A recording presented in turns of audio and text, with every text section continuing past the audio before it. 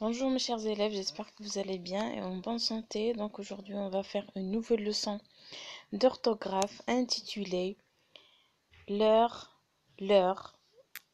Donc au niveau de cette leçon, on va apprendre ou bien on va connaître quand est-ce qu'on peut utiliser l'heure et quand est-ce qu'on peut utiliser l'heure avec S à la fin et quelle est la différence entre les deux homonymes, l'heure et l'heure. Donc, comme d'habitude, on va commencer par le support qui est présenté aujourd'hui sous forme d'un petit texte avec des mots soulignés. Donc, bien sûr que vous devez faire attention avec ces mots-là. Donc, on commence la lecture. Les astronautes reprennent leur entraînement après l'incident qui leur a endommagé leur combinaison. Il leur faut beaucoup de courage. Leurs parents et leurs amis leur manqueront beaucoup durant ces 6 mois pendant lesquels ils vont rester enfermés dans leur cabine spatiale. Je relis. Les astronautes reprennent leur entraînement après l'incident qui leur a endommagé leur combinaison. Il leur faut beaucoup de courage. Leurs parents et leurs amis leur manqueront beaucoup durant ces 6 mois pendant lesquels ils vont rester enfermés dans leur cabine spatiale. Donc après avoir lu ce petit texte avec les mots soulignés, on va, bien sûr que vous avez remarqué que parfois on a utilisé l'heure sans S, parfois on a utilisé l'heure avec S à la fin. Donc pour savoir la différence entre ces deux homonymes et quand est-ce qu'on peut utiliser l'un de ces homonymes, on va répondre à certaines questions. Donc d'abord, vous avez une tâche à faire. Donc pour savoir la différence, on va essayer de réécrire le texte en remplaçant les astronautes par l'astronaute. C'est-à-dire on va remplacer le sujet les astronautes qui est un sujet pluriel par le sujet l'astronaute qui est singulier et on va voir les changements qu'on va avoir dans ce petit texte. D'accord? Donc bien sûr que vous devez faire tous les accords nécessaires. Allez, essayons.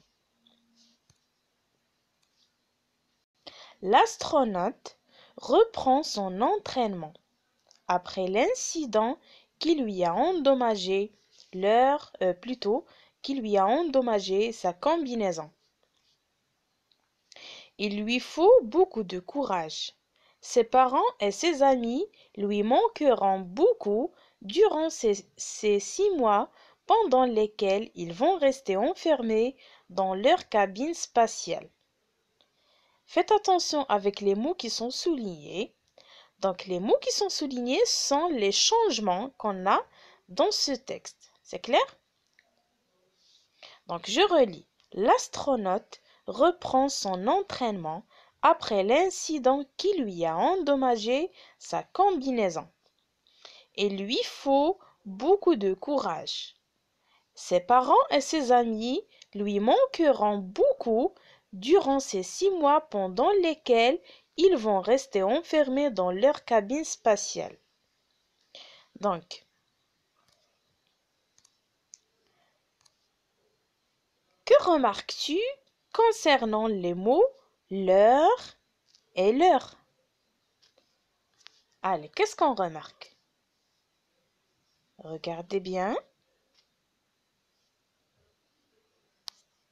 Allez, qu'est-ce qu'on remarque à votre avis?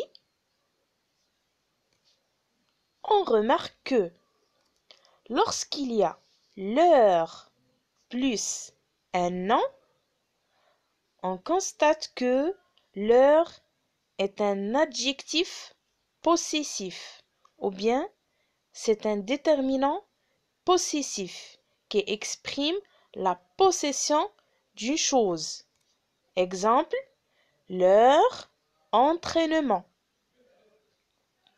Donc ici, qu'est-ce qu'on a? On a l'heure plus entraînement qui est un nom. Donc lorsqu'on a l'heure qui est suivie par un nom, on constate que l'heure est un adjectif possessif ou bien un déterminant possessif qui exprime la possession. Donc l'heure, c'est un adjectif possessif. Ensuite, lorsqu'on a l'heure plus un verbe, on constate que l'heure ici est utilisée comme un pronom personnel.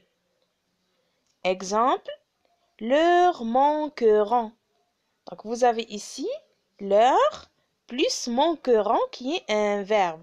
Donc lorsqu'on a l'heure suivie d'un verbe, on constate que l'heure est un pronom personnel et utilisé ici comme un pronom personnel. Donc, retenons ce qu'on a déjà dit.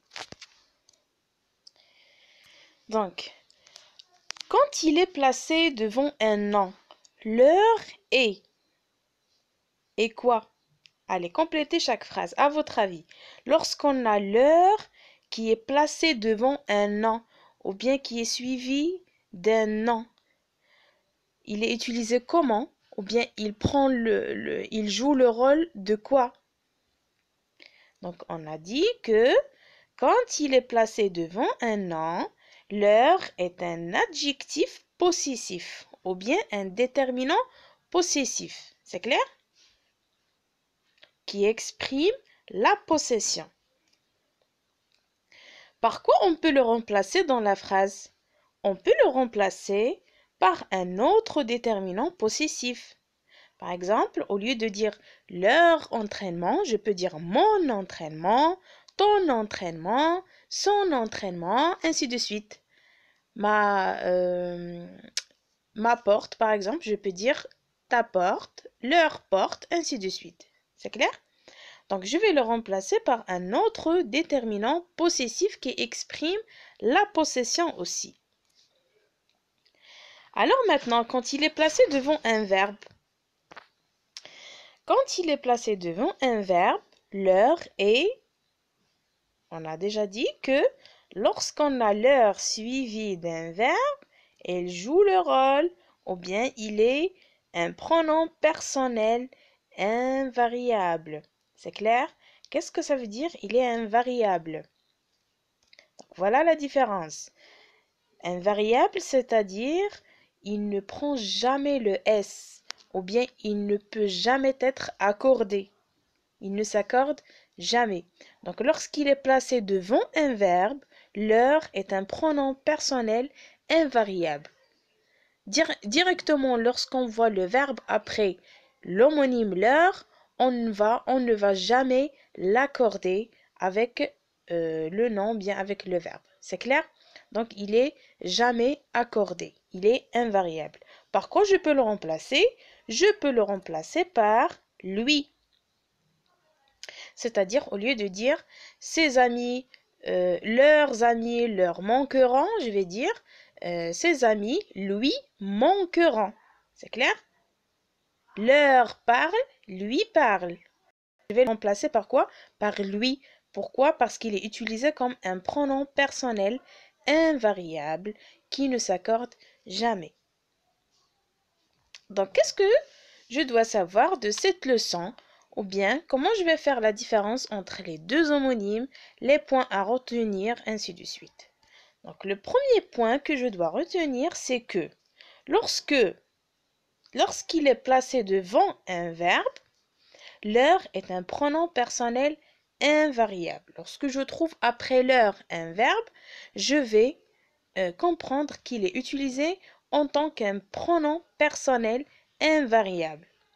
Qu'est-ce que ça veut dire invariable? C'est-à-dire il ne prend jamais le S. Il ne s'accorde jamais. On peut le remplacer par lui. Exemple, regarde ces animaux. Je suis heureuse de leur donner un abri. Donc maintenant, je vais voir le changement. C'est-à-dire, je vais remplacer leur par lui. Pourquoi?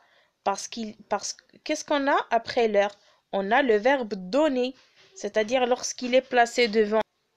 Donc après leur, j'ai le verbe donner. Et on a dit que lorsqu'il est placé devant un verbe, leur est utilisé comme un pronom personnel invariable qui ne prend jamais le S. Donc maintenant, je vais essayer de modifier la phrase. Regarde cet animal. Donc on a remplacé ces animaux par cet animal. Je suis heureuse de lui donner un abri. Donc par quoi j'ai remplacé leur? Je l'ai remplacé par lui. C'est clair?